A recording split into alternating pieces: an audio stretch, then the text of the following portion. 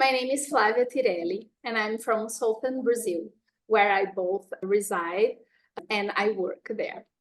So growing up in a family of farmers in rural areas of Brazil, I was immersed in tales of wildlife and ongoing conflicts between humans and animals, especially small wild cats. So being a cat person, I made a decision to reallocate to the capital city from my state because I was living in countryside when I was a kid to pursue marine biology and then focus in my passion, which was small wild cats. So I did my master and my PhD. And during my PhD, I focused in small wild cats native from my state, which happens to be a global hotspot of felids. We have 8 distinct species of felids here in Rio Grande do Sul state in southern Brazil, 6 of which are small wildcats. So what happened is that during my PhD, I had the tragic experience to lose 2 Joffrey's cats that I was monitoring via radio collars. One was attacked by dogs, and the other one was a victim of poison. So these incidents highlight for me the real threats that these animals were facing while thinking in research. I was thinking that focusing in the ecology, but they were dying at the same time. So, and alongside that, I observed that there was a lack of awareness about among rural communities regarding the diverse species that were living next to them. People don't know, people from the areas, they think that all small wildcats are ocelots. And we have 6 species here. So I start to work with environmental education about the cats in rural schools. So what are these species? We have 6 species of small wild cats that includes the Joffrey's cat, the margay, the pampas cat, the jaguarundi, the southern tiger cat, and the ocelots. In each of these species, they occupy distinct habitats. For example, the pampas cats is a species that live in open grasslands, while margays, they thrive in forests. But besides these differences, they play a crucial role in controlling rodent populations. So they are mitigating agriculture and health risks. And unfortunately, even with this ecological service that they offer to humans, many humans remain unaware of that, or worse, they pose a threat to these animals. So in 2020, Jim Sanderson contacted me to help him to create and to lead the Joffrey's Cat Working Group. And from there, I start to focus more and more in conservation projects because I know research is very important. We need to have this base, but we need to have the animals. So we need to have conservation projects. So presently, I coordinate 3 conservation projects in which 2 are in partnership with regional and with a national government. We work in the government with the state and with Brazil. So it's interesting that we get these bodies to understand the importance of the small wild cats for them. So of course, nobody works alone. So of course, I have an amazing and dedicated team that work with me. They are passionate for small wild cats as I am, and they are conservationists like Jaime. They are biologists like Marina, Felipe, Swelling. They are vets as Anna, but they all have the same passion, small wild cats, and they want to protect them. So our conservation efforts, they encompass various strategies, including, for example, neutering and vaccination of domestic dogs and cats, alongside the construction or the repair of kennels to mitigate the conflicts between the dogs and the wild cats, to avoid the disease transmission within the rural communities, because in some areas the wild cats are very close to the rural communities where they have those domestic cats. Additionally, we focus on repairing hen houses to stop the retaliatory killing, while actively engage the rural communities through educational initiatives. For example, we make some events in the schools, and we show them the importances of those species. And how we measure our outcomes? Well, we measure in many ways, depending of each action. For example, for disease transmission, we are testing the domestic cats and the wild cats for to understand if we don't have more retaliatory killings. We are noting what we are doing, and there is a total absence of retaliatory killing post hen house interventions. So, and farmers, and this is the most interesting thing, is that the farmers, they start to be in love by the cats, because they see how they are beautiful through the videos, because we put camera traps in when we do the interventions, we put camera traps, so the farmers, they can see how beautiful they are. And of course, they don't have more conflict, so they can see the animals in another way that they couldn't see. And we see the consequences in the communities when, for example, the kids of a rural school that we work, they choose for themselves the small wild cats to be their team in the Brazilian Independence Day parade. So the kids are all small wild cats, and they decide that. So this success energizes us to push us forward, going on to pass our challenges. And some challenges are also financial challenges, because this required budget can go from the $40,000 to $6,000 a year, which we have to put together to continue to conserve those cats. In the entire areas, we are around 10 local projects, 10 local areas in the southern Brazil.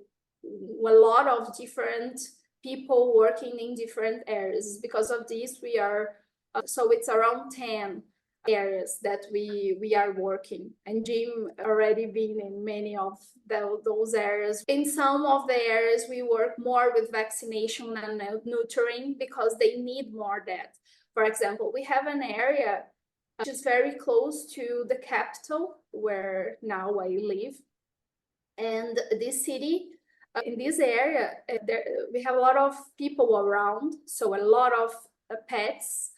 And there is an area which is a protected area where we found 2 species of small wildcats, and the domestic cats are passing through in the same cameras of the small wildcats, because people are living around there. So in these areas, we focus in neutering and in vaccinating and testing domestic cats.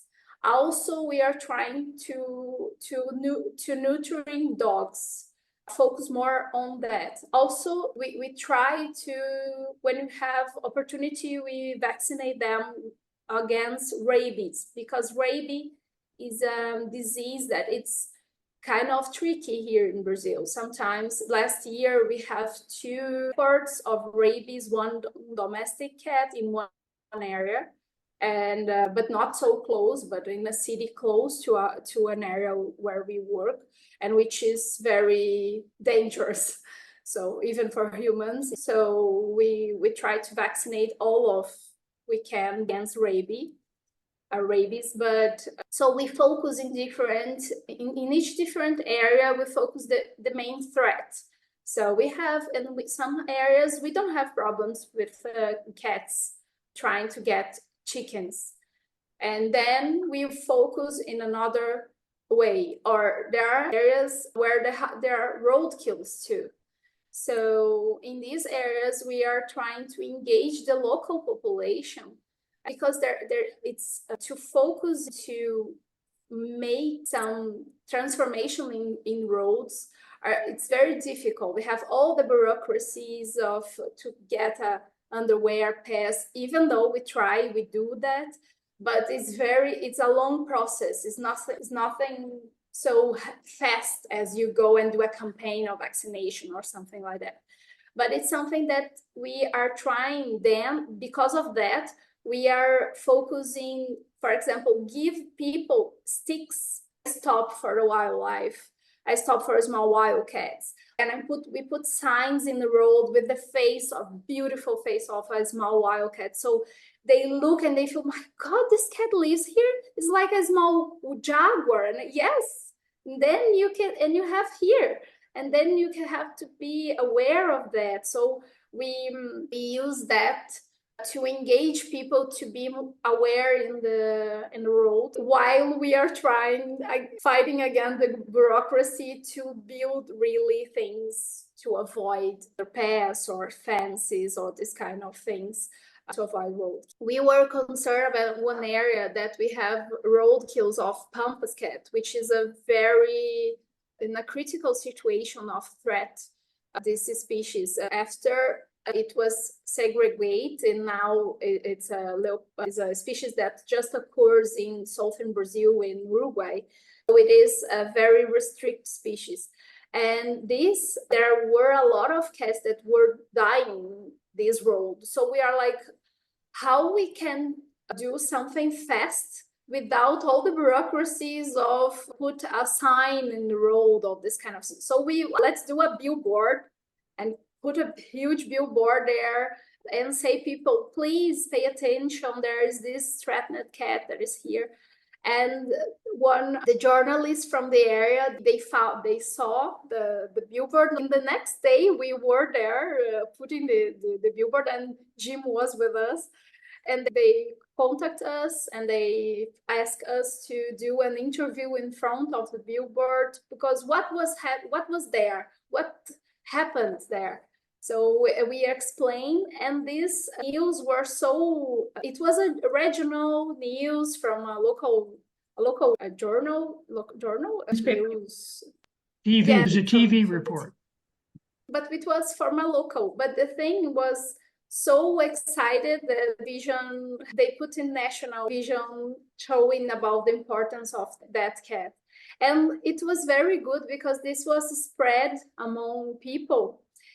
And a few months later, some road policemen, I don't know how, road policemen, they were like doing their jobs in the road, and they found a cat, a small one, a baby, not a kid, a young cat. And they looked at the cat, and the cat was terrified. It was just stopped and terrified. The guy catch the cat, put in the car, thinking that it was a domestic cat. I was like, oh, let's take this cat. And the other police, when they arrive in the police office, the police officer, no, this is not a domestic cat. This is a wild cat. It's the wild cat from the billboard. And they're, no way. So they look again to the billboard and wow, this is a small wild cat that is threatened. Let's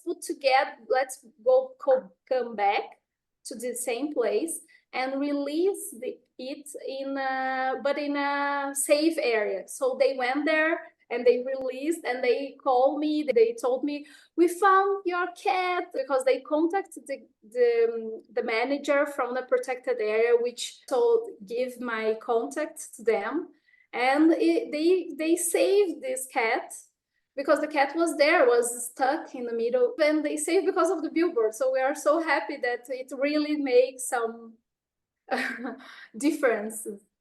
Let's put a billboard here, so people will pay attention, but we never imagined that we'll go to a national television, or if in the most important, that we really will save an individual because of that. people really notice. So I think the billboards are great.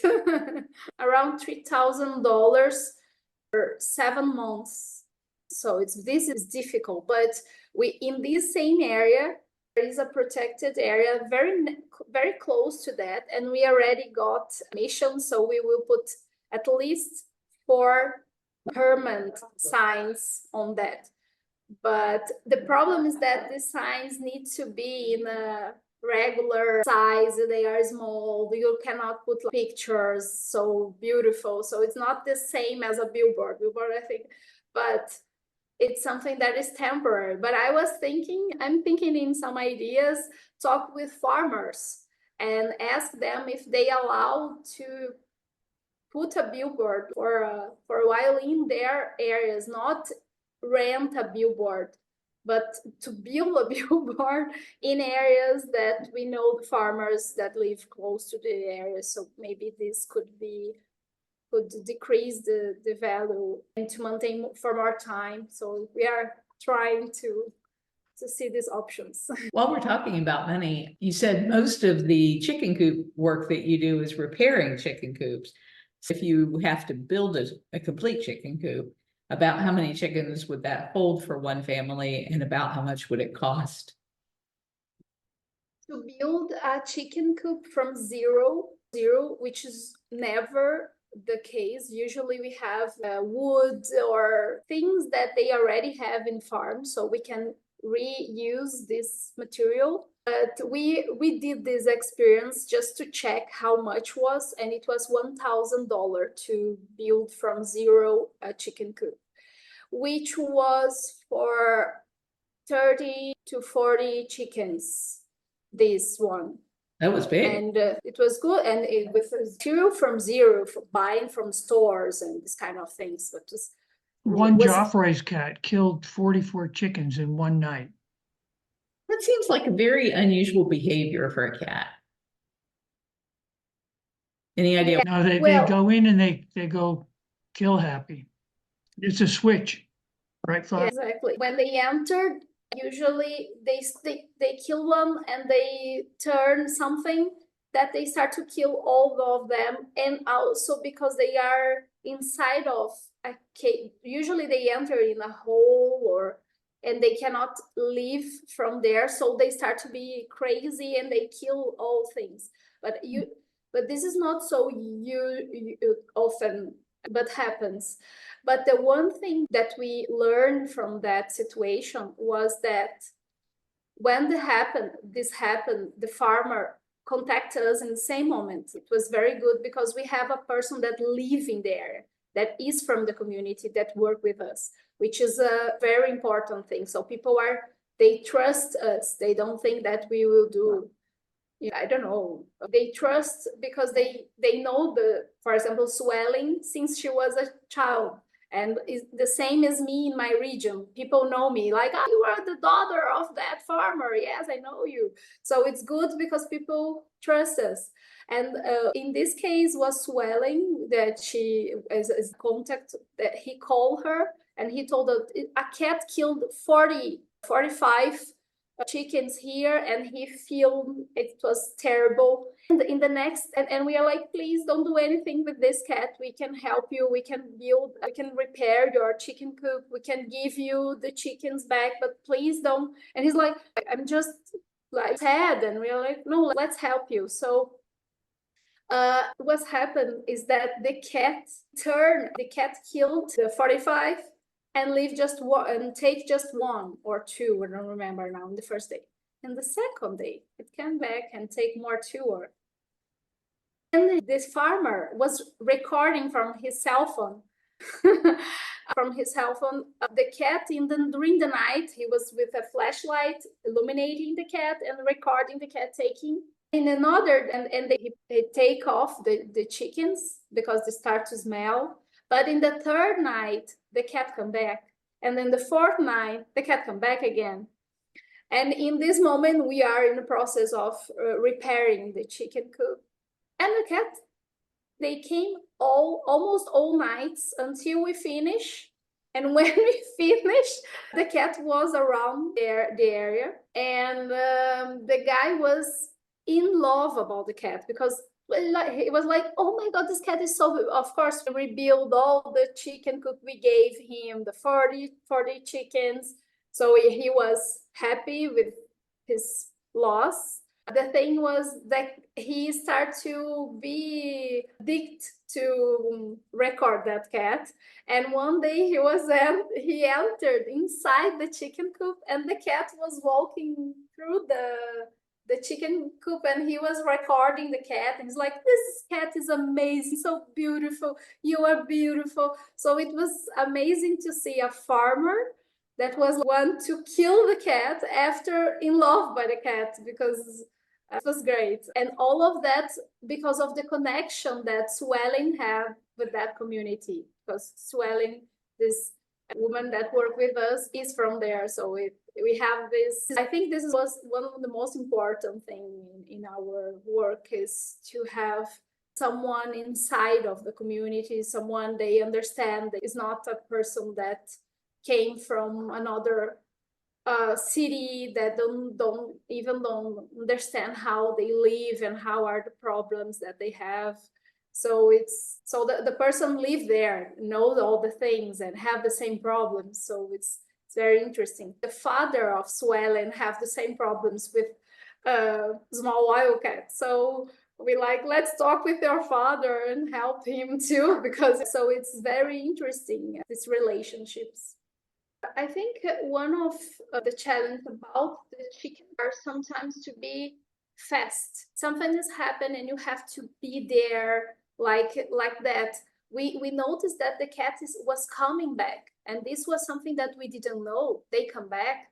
So if this happened to another person that want to kill the cat, the next night the cat is killed.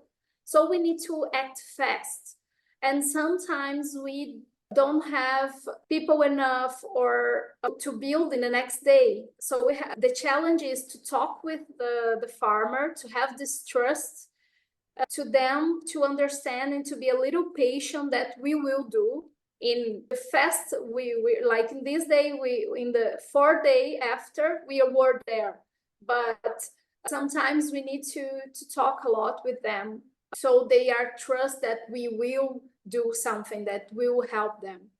So this is one of things, to act fast and also to contact with them and have this trust. I would imagine also having the money to do it. Yes, of Probably course. Have a lot more people needing chicken coops than you have money to build chicken coops. Exactly.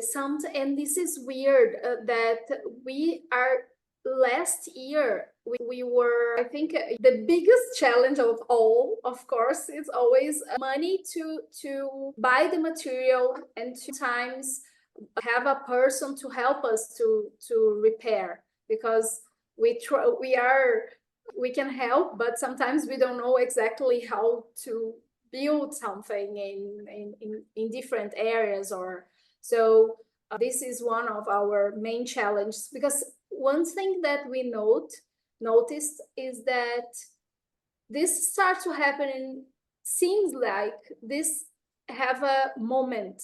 There is a season of, seems like have a season, because last year was in 2 or 3 months, we have like people calling us, there is a conflict here, a conflict there, and we are running and try to squeeze our budget to try to repair all of this. So it was very hard to do that. And there are some times that nothing happens. So it's kind of weird. And one of the things that also is a challenge is that we have to have the money with us to act fast, because otherwise we cannot go and build the material and buy the material and go there and have money to have a guest to go there. Because even if it's one person is there, we need the entire team, or we need to hire a person to help us in the repair. So these kind of things are very important. And about vaccination and neutering, vaccination, it's okay. I think people understand that we are helping them. They are grateful. And it's something that is very important, because you are there, you are for example, we are there also monitoring the population, like putting camera traps in the field and doing other things. But if you don't talk with the community, if you don't give them something, they don't know you, they don't know what you are doing there. So it's very important to have this connection. And one of the things that increase a lot the connection with the communities is vaccination campaign, because then you talk with each one of them. I have this cat, and then they trust more in you, and the trust thing is getting more, and then people know more about us, more about the projects. And in these small communities is the talk in the people that is the most important, so they understand that we are helping them and we want to help them. It's about the small wild cats in the end, but also it's about them, how they are, people are getting them attention, helping the pets, their pets. So I think this is important. And also but neutering, it's a challenge. Neutering is much more difficult. So I work with local vets. Usually the community have one vet, but this vet, it's someone that people trust. So I talk with that vet and I bring the vet to work with us. And what we do is that vet that everybody trusts from the community, and sometimes it's a person that it's very poor in the countryside, and then they come back to live in that area just to be the vet from the community, which is also giving the importance from this person that was qualified and come back to the community. So I think it's important in this way, but also because they trust, and then the vet can do not a campaign of neutering, but the vet has set a schedule with them. So I will go in your house, take your cat, put in the clinic, do an anesthetic with more inhaled, not another kind of anesthetic, those that are more saved. And so it's more slow, but at least it's something that I feel more comfortable, because you're doing with a life.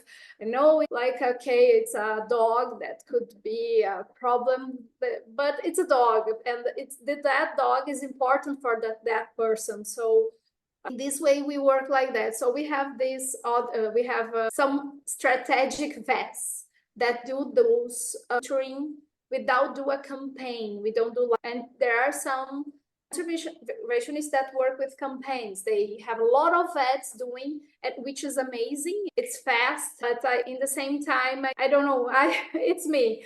As I am I need to have all the things I can see all of them. I need to have these in control. So, because all lives matter. So I think it's important. People that don't have lands and they have a movement to get their land, to plant, to have their crops and live in the farm, a small farm that can produce and these kind of things. And sometimes the government can give us some area for those people, and they establish on these areas, and they do the things, their crops and this kind of things. But there is an area that is a protected area, and there is this community all around this protected area. The people were installed there, they live around there, and a lot of houses. Jim saw one house next to the other, a lot of dogs, a lot of cats. And we were working very hard in this community because there is this protected area with small wild cats that we are monitoring inside the area. And we contact a vet from the community of No Land movement, that she was, because of they have some opportunities with the grants from the government to have a degree. So she went out, studied, did her vet, and she come back to the community, and now she's the vet from the community.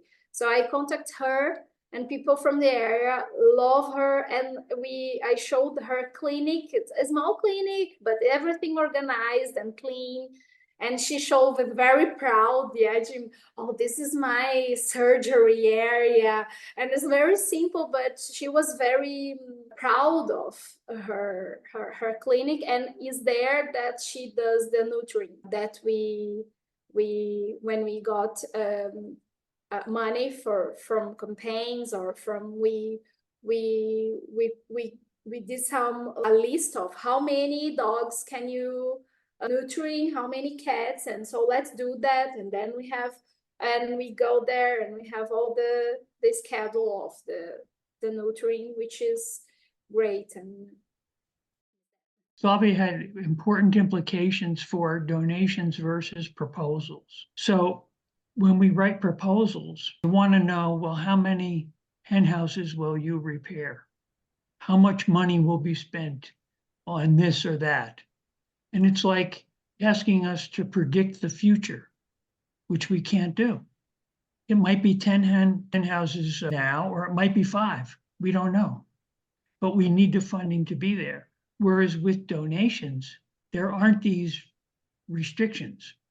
The donations come and we can allocate the funding according to the needs that we have. So with a proposal, they want everything in advance. So usually when we receive donations and I send them out, I don't ask for proposals. I say, here's the money, spend it the way it's needed. I don't want to know in advance what you're going to do, because we don't know, and we will never know. When you have a certain amount, you can act fast. So you can do the mitigation action fast and quickly, without all the bureaucracies and all the bills. With the donation, we have those saves that we can act fast and really help them. If you had $5,000 handed to you today, how would you allocate that? I will allocate with nurturing.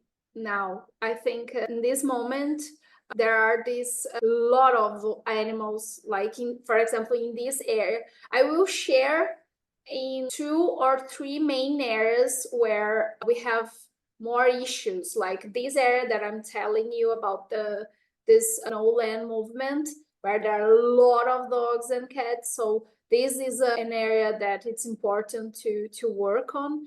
And we have another area, which is an area that we have a big diversity of cats.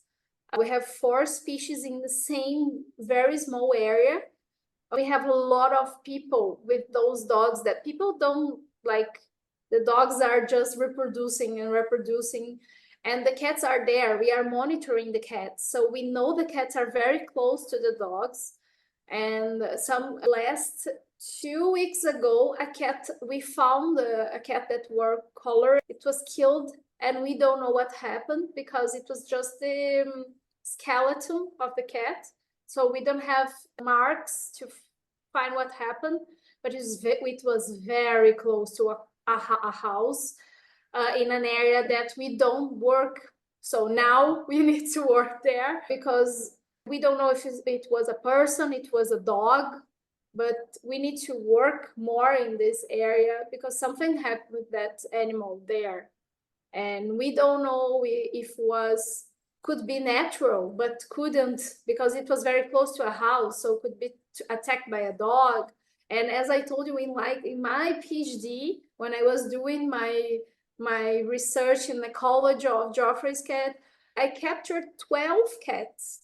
And from that 12 cats, 2 died in less than 1 year. And one was attacked by a dog and another was poisoned. So it's like they have these threats happening, and you need to work in that community that something is happening, because someone is doing something very wrong, or the dogs are doing something. So you need to at least nurturing the dogs and talk with people and show them that we are there for them too, not only for the cats, but our main goal is to help the cats, of course. How do you come by your team? Where do your helpers come from? And are they all volunteers or some paid? How does that work? I think you have a full-time job, right? I'm a postdoc in the university. I work I have a fellowship, I think, I don't know, fellowship scholarship as a postdoc. So I work in the university, and the people that work with me, everybody has their own jobs. So the vet work in a clinic and in the university. Oh, and in fact, our vet work in the center of receiving animals. So it's perfect. She knows it's a receiving center, no, a receiving center. Rescue center. Rescue centers. She works in a rescue center, which is amazing because then if you have some injured animal, we know, and we have some points that are important. We have some rescue centers in different areas, so we are close to those, and we know everybody so everybody is volunteer in this. Swelling, which is that one that I told you about, the chicken coop. She's a biologist, a mine in an area, and this mine, because it's a mine, has had some injured in the environment, so they have to give a lot of things to rebuild areas. So we are using their monies to rebuild and to focus in. We did a underpass with fences in the area close to the mine. So we are trying to use this and this volunteer that work with us is a biologist from the community which works in the mine. So it's part of their mitigation. And they have to mitigate. And one that interesting thing is that Swelling is now doing workshops with the employees of the mine talking about small wildcats, and they loved. So people are voluntary, but they work. I think it's amazing. Jamie is he's a seller person, and he is not a biologist, a vet, or whatever. He loves conservation. And he loves small wildcats. So he with other person that love wildlife, they get together and they create an organization. He bought an area to reforest the area naturally. And now in this area, it's totally renovated naturally. And he do some tourist trails with the schools, with people from the area. And he put camera traps because he liked camera traps. He buy online camera traps. And in Brazil, it's expensive. So he do that because he really enjoy. Now we help him to put some of the cats. And people walk in the area and he tell, so this point here, a Margay cat cross. So you are in the Margay area. So people are very happy because there are pictures of the cat in the exactly same point. So they feel more connected. And also he is working with environmental education in other areas. He's showing for a lot of people how the areas, which wildlife there are in those areas.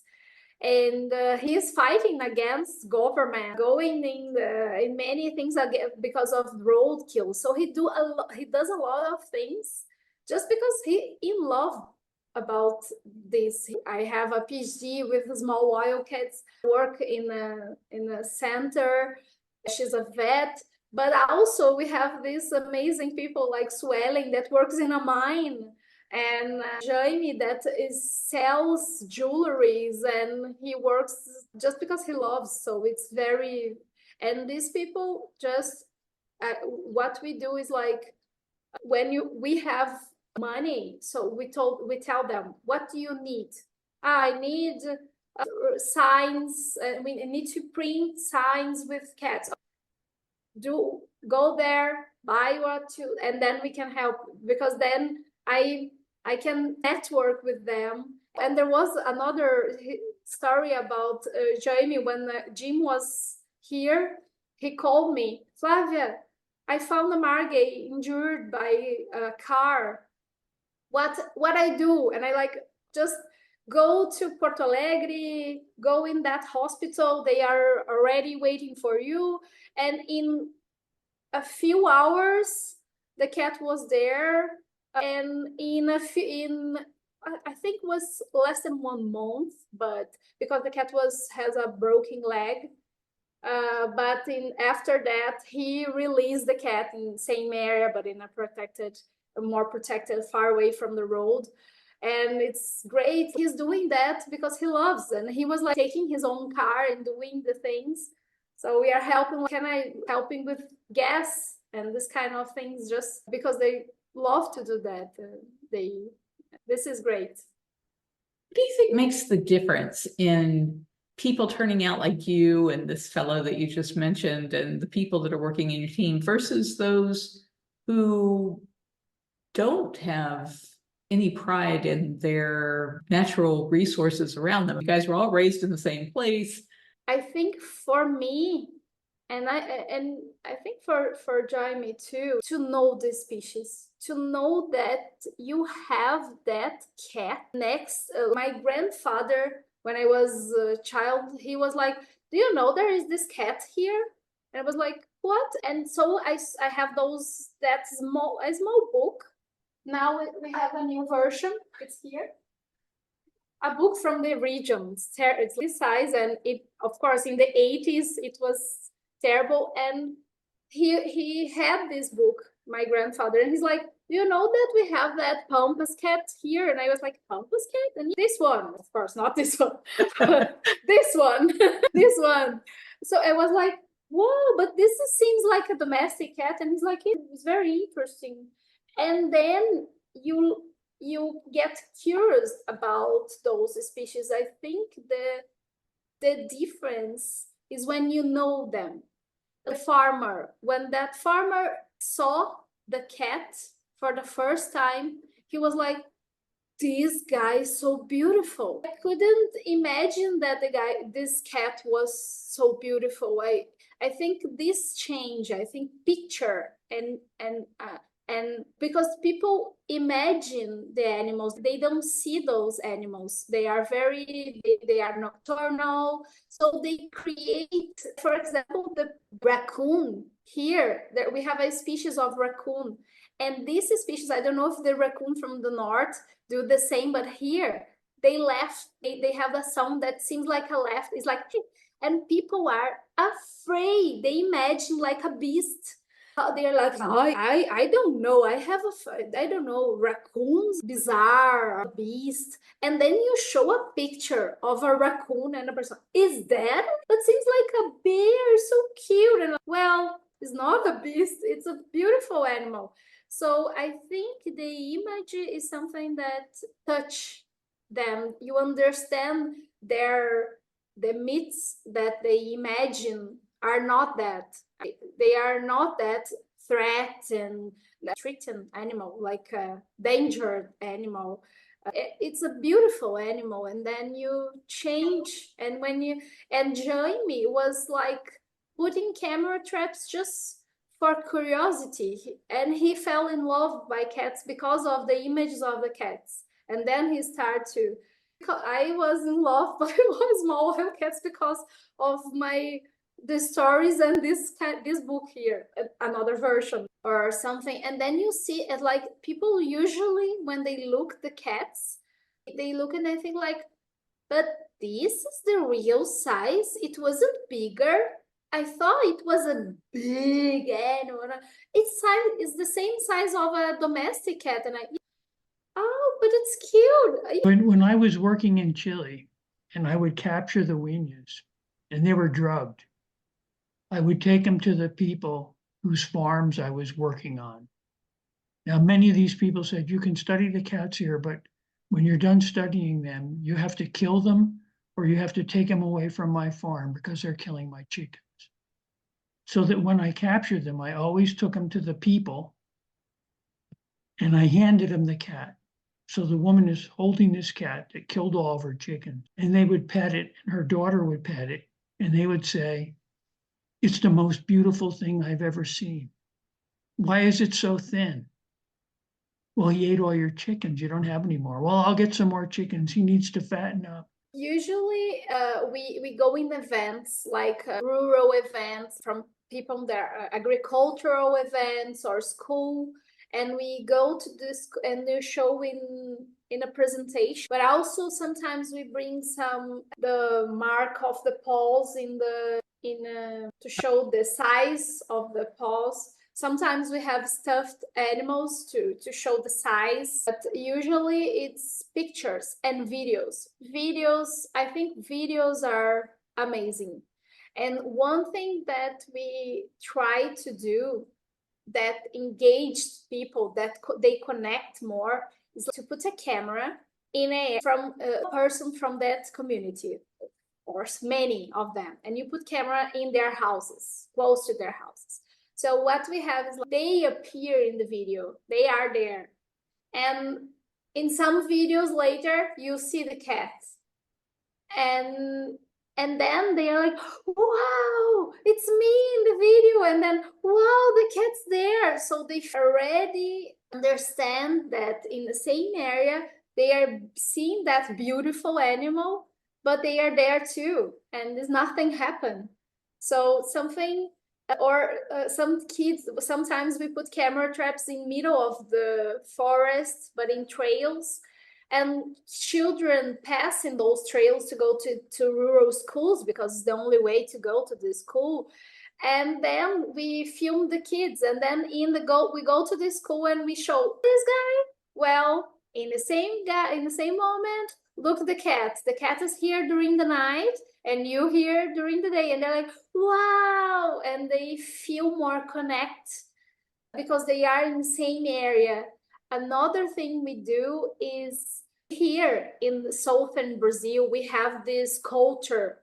We call ourselves gaúchos, and we are very proud to be gaúchos. We have a culture. It's kind of different from the rest of Brazil culture. We don't have beautiful beaches, it's not so tropical, but we have some things that are very connected to this culture. And one of things is this drink. This is mate. It came from indigenous, and we drink, and also Uruguayans drink. It's a tea. And some people from the same areas, but other countries from Argentina and Uruguay drink this. And we have those customs that we use, a hat. And sometimes for the kids, we put hat and the clothes of in a picture of a cat. We put mate, a cat drinking a mate. I'm a gaúcho cat. So I'm from here, I'm proud to be gaúcho. And people are like, so they feel more connected culturally with the cats. And this cat, it's only from here. So we are like, because we are proud, we have this only from here. The mate is only from here. We have this kind of culture that we like to maintain. So we like, well, we have a cat that is only from here. And this gives people proud that. So in the television news, they gave the name of the cat. They called the gaúcho cat. And we're like, because I told them, well, this cat happens only here. So it's a kind of gaúcho cat. And they're like, when they present the news, do you know the gaúcho cat? So now you will see a billboard about the gaúcho cat, and then they start to talk about gaúcho cat, which is nothing the name, but for people who represent something. And I think these kind of things connect people with the animals. So images and connection with the culture and interaction in a way that don't injure the animals, but in the same time helps. The image, I think, is the best because it's our more sense for us humans is vision. Usually always visual for us. So I think to see those animals is very important, even if it is in a book. It can change a person's life, a book. I'm the person that can say that. Thank you very much for the opportunity and to listen to us and show our work in the other part of the world.